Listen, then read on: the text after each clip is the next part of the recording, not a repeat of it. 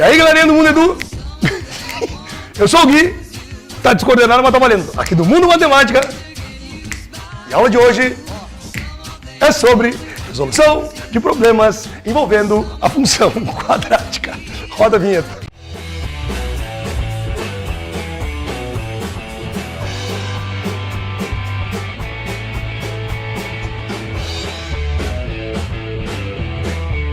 Bom, gente, na aula de hoje vamos resolver alguns problemas envolvendo a função quadrática. Exercício de número 1. Um teste realizado em laboratório contou inicialmente com 200 mosquitos Aedes aegypti. Os pesquisadores conseguiram introduzir uma bactéria no Aedes aegypti e descobriram que, ao contaminá-lo, a bactéria diminuía a vida dos mosquitos, exterminando toda a população em 10 dias. A lei de sobrevivência entre os mosquitos obedeceu à relação m de t igual a at ao quadrado mais c, em que m de t é o número de mosquitos vivos no tempo t em dias.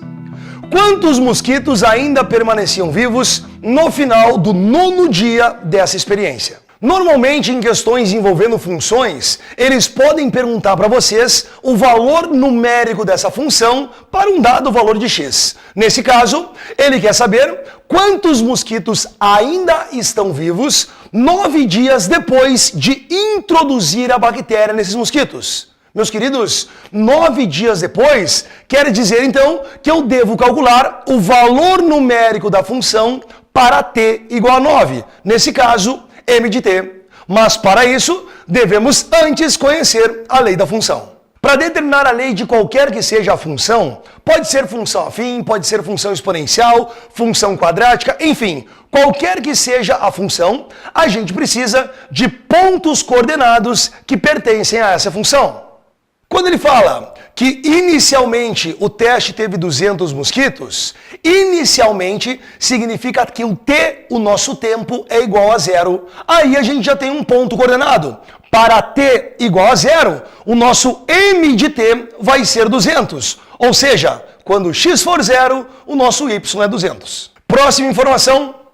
Pelo contexto, ele afirma que a população total de mosquitos será eliminada no 10º dia.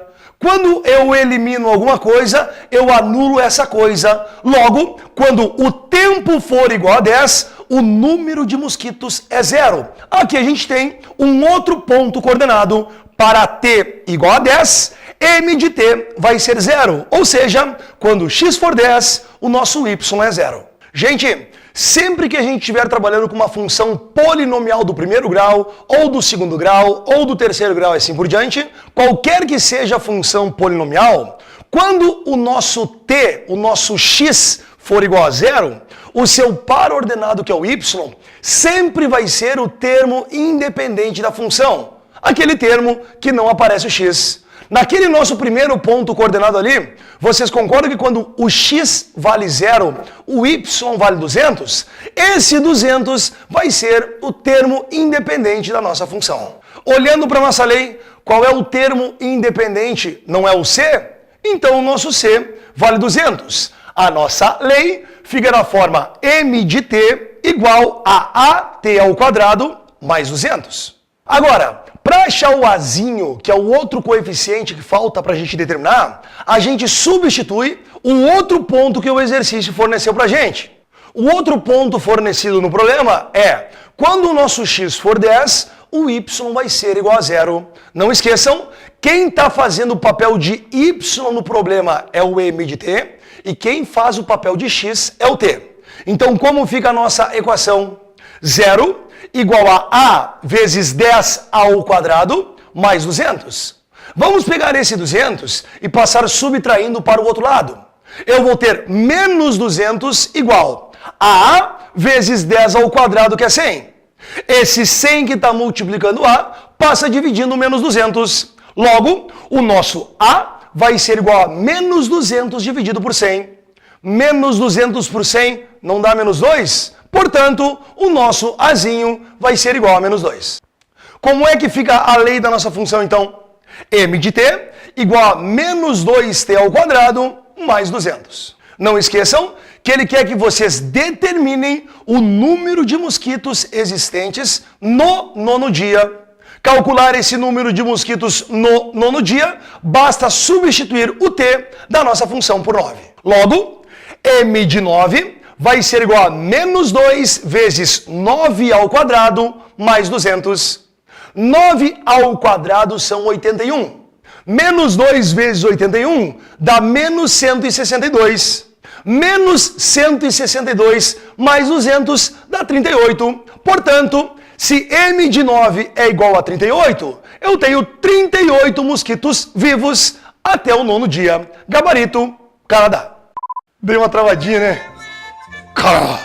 Aí o Vini podia botar um negócio do lado assim. Vini, faz um efeito de um japonês assim. Canadá. Olhem só o rostinho de demônio! Olhem que semblante de Beelzebu apossado! Esse tipo de questão é frequente na prova do Enem. Eles podem pedir para vocês alguma coisa sobre determinar a lei de uma função quadrática, que é o exemplo que a gente fez agora há pouco, e também para calcular o valor numérico dessa função para um certo valor de x. Um outro tipo de problema que podem cobrar de vocês são problemas envolvendo coordenadas do vértice da parábola, que vai ser o nosso próximo exercício. Preocupados com o lucro da empresa VXY, os gestores contrataram um matemático para modelar o custo de produção de um de seus produtos.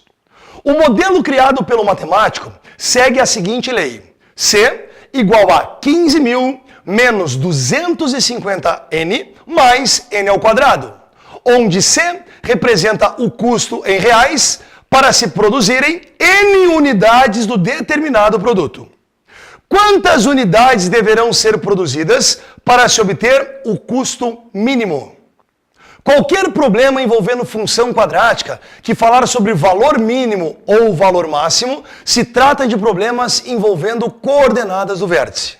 A pergunta é: devo calcular o x do vértice ou devo calcular o y do vértice? O que o exercício está pedindo para a gente?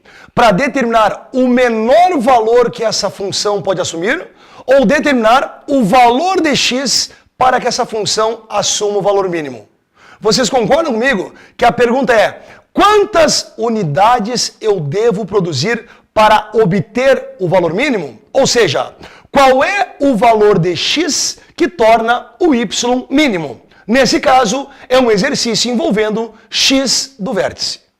Qual é a relação do x do vértice? Não é menos b sobre 2a? Quem é o b? Não é menos 250? Quem é o a? Não é 1? Substitua aí na equação do x do vértice.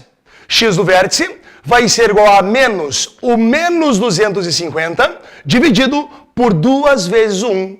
Menos com menos na multiplicação dá mais. Então chegamos em 250 dividido por 2 vezes 1, que é 2. 250 dividido por 2 dá 125, gabarito Brasil. Terceiro e último exercício. A água é essencial para a vida e está presente na constituição de todos os alimentos.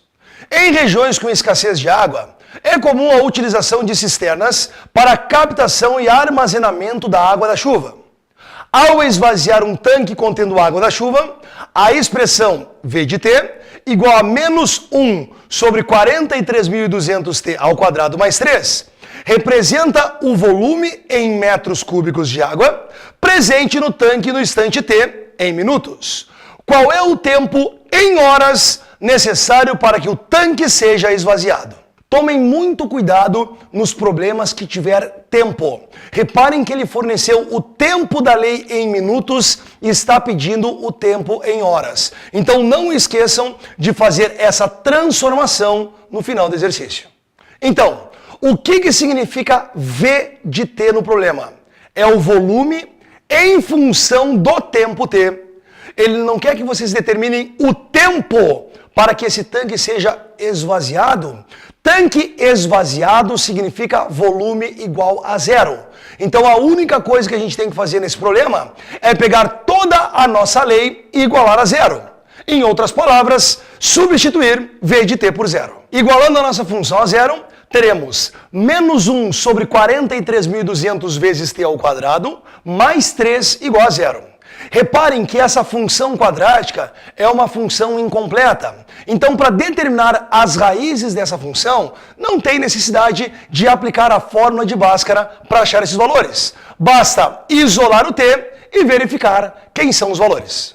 Passando o 3 para o outro lado da igualdade, então, teremos menos 1 sobre 43.200 vezes t ao quadrado igual a menos 3. Menos de um lado e menos do outro, dá pra gente cancelar. É a mesma coisa que multiplicarmos os dois lados da equação por menos 1. Seguindo o nosso problema, então, vamos ter 1 sobre 43.200t ao quadrado igual a 3. Esse carinha que está dividindo vai passar multiplicando 3. Vamos ter 3 vezes o 43.200 igual a t ao quadrado. 43.200 vezes 3 dá 129.600. Logo, o nosso t ao quadrado vai ser igual a 129.600. Para a gente tirar esse quadrado do nosso t, a gente deve extrair a raiz quadrada em ambos os membros. Chegamos então que t vai ser igual à raiz quadrada de 129.600. Então, fazendo a fatoração dos 129.600 e extraindo esse número para fora da raiz, teremos que raiz quadrada de 129.600 é igual a 360. Veja bem, não vai me marcar a letra A, porque esse 360 está em minutos. Para a gente transformar alguma coisa que está em minutos para horas, devemos dividir esse número por 60, porque uma hora equivale a 60 minutos. Logo, 360 dividido por 60 vai ser igual a 6. Gabarito dessa questão, letra D.